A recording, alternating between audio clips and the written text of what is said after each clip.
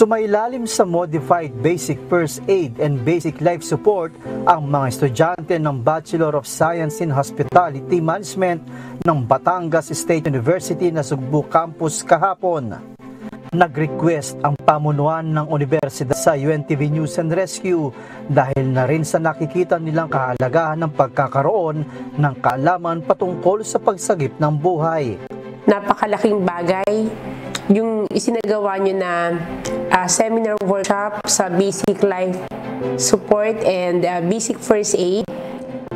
Natuwa ako na may mga ganito palang klaseng programa na ginagawa ang UNTV. Malaking tulong ito. Napakalaking tulong nito para sa mga mamamayan. Kagaya namin, wala kaming basic knowledge talaga pagdating sa basic life support and basic first aid. Though meron naman dati, pero mas nakita ko na mas comprehensive yung naging discussion nyo kanina, and talagang malaking bagay ito para sa lahat na nakapag-attend. Itinuro ng rescue team ang kaalaman sa pagbibigay ng first aid sa mga minor at major wounds, choking management at hands-only CPR. Nagkaroon din ng komprehensibong talakayan ukol sa mga madalas na emergencies na maaaring ma-encounter ng mga estudyante sa kanilang papasuking propesyon. Natuto po ako kung paano po mag-respond sa mga burns na madalas po namin nakakasalamuha po during sa mga kitchen po. And gayon din po yung sa mga first aid po when it comes sa mga pagsi-CPR po or kaya kapag may mga aksidente po kami nakakasalamuha.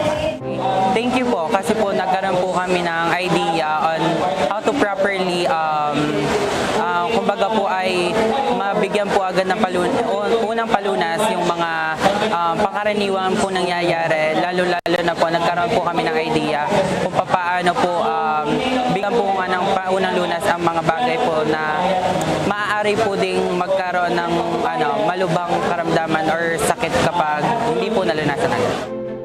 Ang mga seminars at trainings na gaya nito ay higit na mahalaga at napapanahon upang mas mabigyan pa ng kaalaman at skills ang mga mamamayan sa larangan ng first aid. Gaya ng sabi ni Mr. Public Service Kuya Daniel Razon, kahit isa lamang sa isang pamilya ang marunong sa first aid ay malaking tulong na ito sa panahon ng emergencies.